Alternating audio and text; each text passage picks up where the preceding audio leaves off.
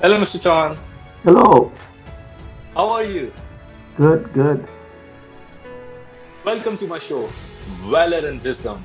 My name is Puneet Singh Mehra, and today again I'm here with our special guest, Mr. Jay Chauhan, who is the author of Love in the Empire. Mr. Chauhan, nowadays you look more young, huh? Thank you. Thank you. When I talk to somebody young, I am energized. Thank you so much, Mr. Chauhan. So, to all my viewers, again, I'm going to tell you one more untold history which was buried for a long period of time. The Maharaja who saved thousands of Polish Jewish lives.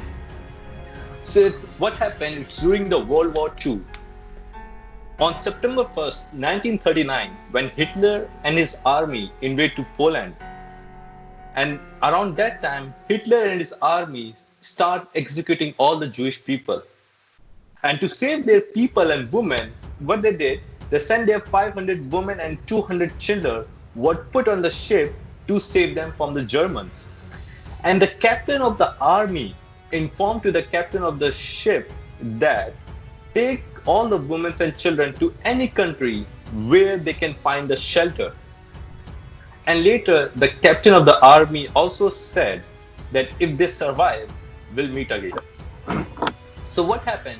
Afterwards, the ship traveled to every part of the country. However, every country rejected, every country denied to give them the shelter. Why?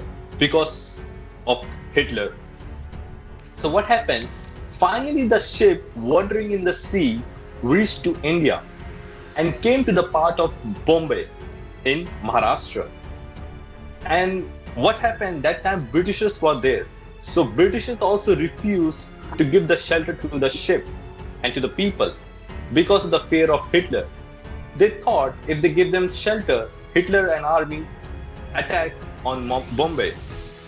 However, when Maharaja of Jamnagar, Jamshahid Digvijay Singh came to know about this part and this ship, he became truly concerned. So what he did, he sent his diplomat to meet with Britishers and even to the ship captain. And the diplomat agreed to give them the shelter. However, the Britishers are against by this decision. But Maharaja Digvijay Singh scornfully rejected the British decision.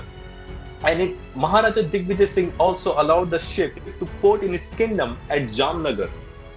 And Maharaja Digvijay Singh gave them a shelter to 500 Polish Jewish women and 200 children.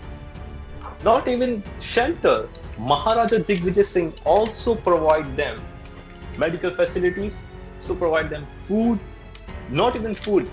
Maharaja Digvijay Singh also opened school for their children and for free. And the school name was Army School.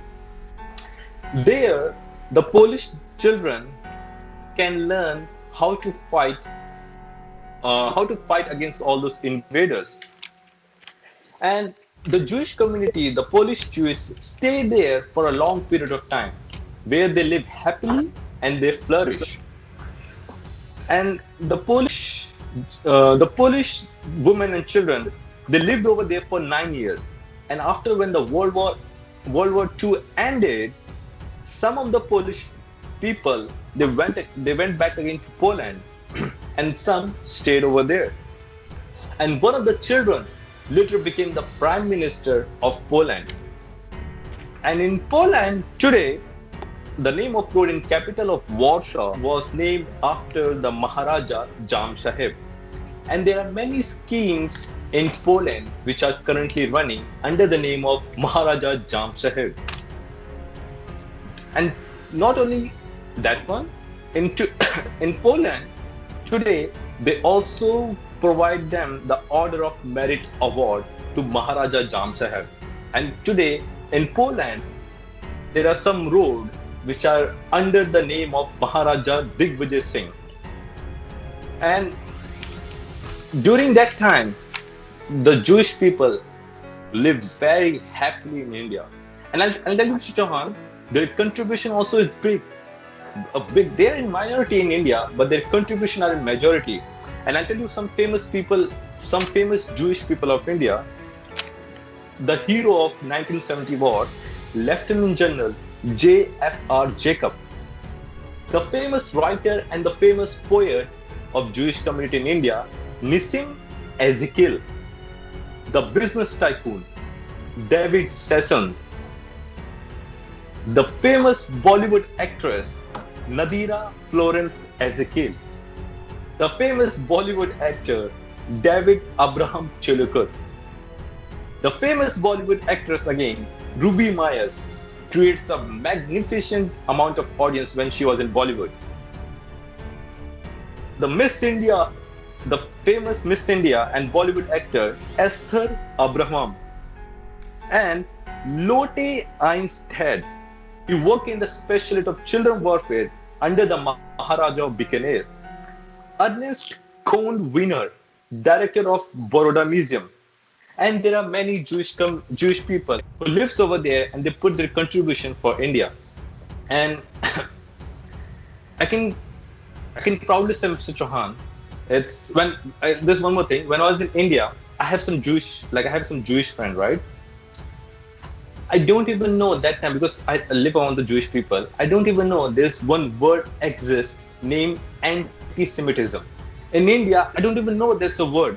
When I come to the outside country, in the Western country, I get to know there is a word named anti-Semitism, which was really disastrous. And these are not my words. These words are coming from the Jewish people of India, and they said that Jewish are persecuted every country around the world. But India is the only country where not a single Jewish till now have been persecuted. And not even a single anti-Semitism exists in India. Mr. Chauhan, I don't even know that the word anti-Semitism also exists when I was in India.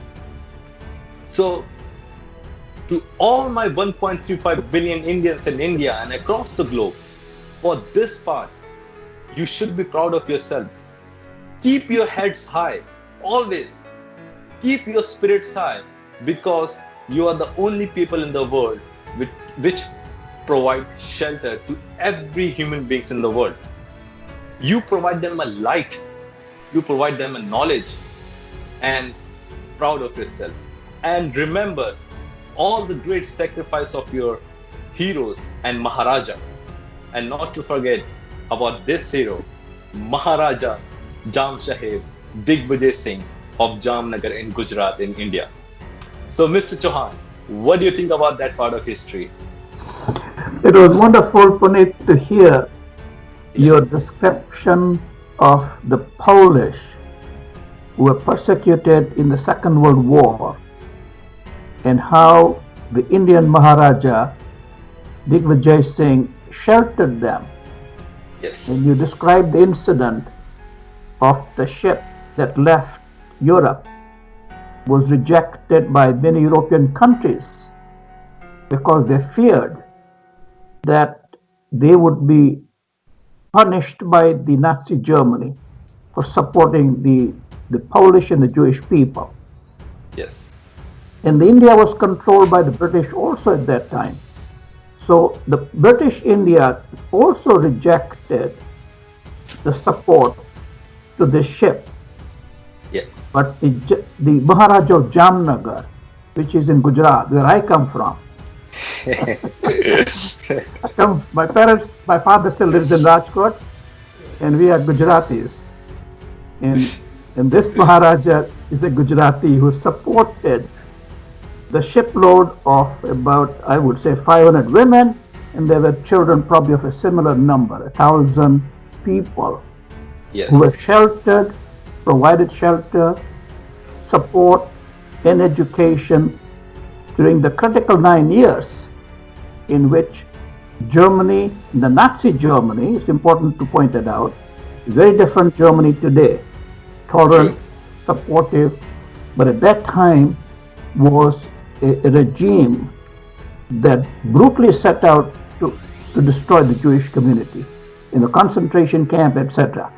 So if the Maharaja had not supported these people, like many of the 6 million Jewish people, they would have been destroyed. Many Polish people have lost their lives because of support they provided as Christian Jews to the Jewish people.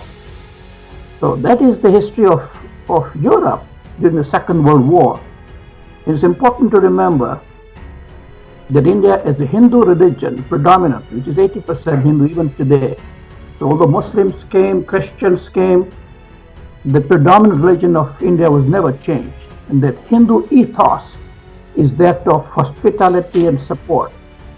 So we have supported as Indian people other religions and many religions. In fact, India has more religions fully flourishing within India. The Jewish that you mentioned, the Baha'is that have a capital is in India. The Dalai Lama, who is Buddhist, is also in India. Huge population of South India is Christian. And so we have tolerated not only religions but also nationalities actually. And the Europeans came for the East India Company, they married Indian women. There's a huge population of Anglo-Indians as a result of their marrying the Indian people. Indian people are conservative, but in the Hindu community, as illustrated, they are strong people, as we see in the case of Gurkhas. The Gurkhas supported the British army. The British never acknowledged our support in building their entire empire. Right? So it's very important actually how our culture works. But we should not be humiliated by what they have done, as English people in particular have done. So I would say to all our Indian people, as you pointed out, hold your head high, remember your history, and let's carry out the mission of support and advancement of world civilization in a tolerant fashion, the way we illustrated through this Maharaja of Jamnagar. Pleasure talking to you, Puneet. Sure, Mr. Chan. And I'll tell you one more thing, Mr. Chan, I forgot to add that Jewish community of India, I can proudly say, the Jewish community of India, whoever listening this and whoever watching this video, the Jewish community of India are one of the loyal, loving, and trustworthy community. They are in minority, but their contribution are in majority. Same like as Parsi. Parsi, they are in minority, but their contribution are in majority. Means no one compare when it comes to Parsi and Jewish in India. And India is really, you can say, thankful for the Parsis and the Jewish people and their contribution. So to every 1.35 billion Indians in India and across the globe, remember who you are. Remember your history. Know your history. And keep your heads high. Never bow down your head.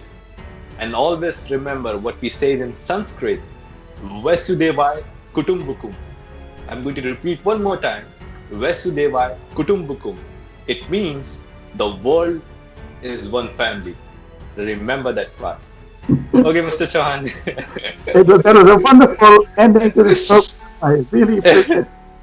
I want to learn some Hindi from you. बहुत अच्छा programme किया है आपने. जी जरूर. Okay, Mr. Chan. And namaskar. Namaskar. Take care. Okay, see you.